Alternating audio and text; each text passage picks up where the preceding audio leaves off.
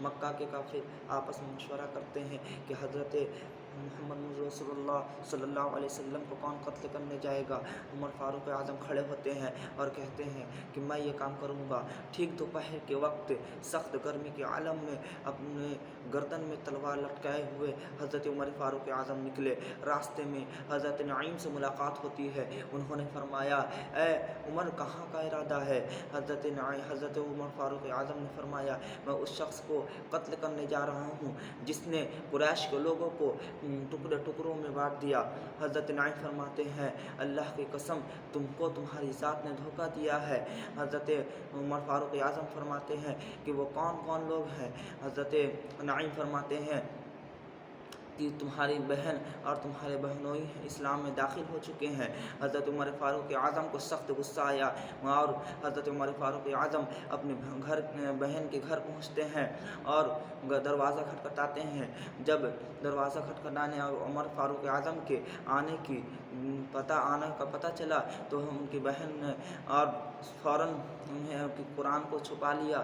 اس وقت قرآن پڑھ رہی تھی، قرآن کو چھپا لیا اور عمر آتے ہیں اور پوچھتے ہیں ابھی جو میں نے قرآن ابھی کچھ پڑھنے کی آواز سنی وہ کون آواز تھی؟ تو عمر کی بہن نے فرمایا کہ میں آپس میں ہم لوگ بات کر رہے تھے۔ اتنے میں ان کے بہنوئی کہتے ہیں اے عمر اگر تیرے دین کے علاوہ کہیں اور حق ہو تو تو کیا کرے؟ تو عمر فاروق اعظم سخت غصے کی حالت میں تھے۔ عمر فاروق اعظم اپنے بہنوئی کے سینے پر چڑھ بیٹھتے ہیں اور عمر فاروق اعظم کی بہن نے انہیں چھڑانے کی کوشش کی تو عمر فاروق اعظم نے اپنی بہن کو ایک تھپڑ لگایا اور ان کی بہن کی غصے کی حالت میں ان کی بہن نے کہا اے اللہ کے دشمن کیا تو مجھے اس لیے مار رہا ہے کہ میں اسلام میں داخل ہو چکی ہوں؟ میں گواہی دیتی ہوں کہ اللہ کے سوا کوئی عبادت کے لائق نہیں اور محمد رسول اللہ کے سچے نبی ہیں۔ عمر فاروق اعظم نے اتنی بات سنی تو شرمندہ ہو کر ان کے سینے سے اتر گئے اور حضرت عمر فاروق اعظم نے کہا لاؤ جو قرآن پڑھ رہی تھی وہ لاؤ، وہ کتاب دکھاؤ ہمیں بھی پڑھنا ہے، وہ کیسی کتاب ہے؟ حضرت ان کی بہن نے کہا کہ نہیں یہ صرف پاک ہی لوگ چھوتے ہیں، اسے صرف پاک ہی لوگ چھوتے ہیں۔ عمر فاروق اعظم نے کہا حضرت ان کی بہن نے کہا جاؤ جا کر پہلے نہا کر آؤ اس کے بعد اسے پڑھنا۔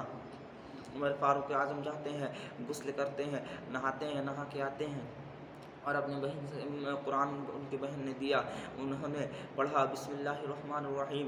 بسم اللہ الرحمن الرحیم پڑھنے کے ساتھ ہی حضرت عمر فاروق اعظم کانپ اٹھے اور قرآن ہاتھ سے گر گیا۔ پھر انہوں نے اٹھایا، پھر قرآن کی تلاوت کی طٰہٰ مَا أَنزَلْنَا عَلَيْكَ الْقُرْآنَ لِتَشْقَىٰ، یعنی اے محبوب میں نے تم پر اس لیے قرآن نازل نہیں کیا کہ تم مشقت میں پڑ جاؤ۔ حضرت عمر فاروق اعظم فرماتے ہیں اے بہن یہ بتاؤ کہ حضرت رسول اللہ محمد اللہ کے رسول کہاں ہیں؟ ان کی بہن نے کہا صفا پہاڑی کے نیچے موجود ہے۔ حضرت عمر فاروق اعظم گلے میں تلوار لٹکائے ہوئے پھر نکلے اور انہوں نے کہا اور صفا پہاڑی کے نیچے پہنچ کر دروازہ کھٹکھٹاتے ہیں۔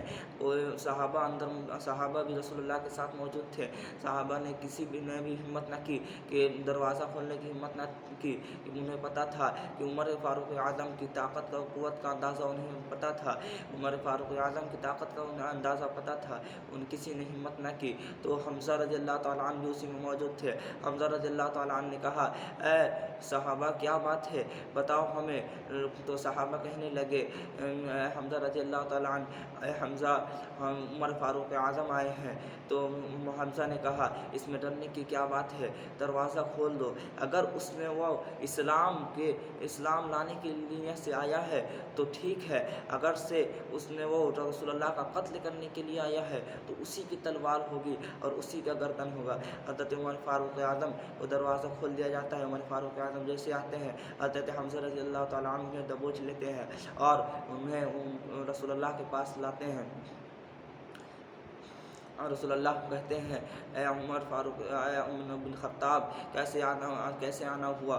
عمر بن خطاب نے کہا یا رسول اللہ، اللہ پر اور آپ پر ایمان لانے آیا ہوں۔ حضرت رسول اللہ صلی اللہ علیہ وسلم اللہ اکبر سے کی بلند آواز سے نعرہ لگایا، اور راوی لکھتے ہیں کہ رسول اللہ کے چہرے پر ہم نے اس سے پہلے کبھی نہیں خوشی دیکھی، اور اس طرح رسول اللہ حضرت عمر فاروق اعظم اسلام میں داخل ہوئے۔ وآخر دعوانا الحمد للہ رب العالمین۔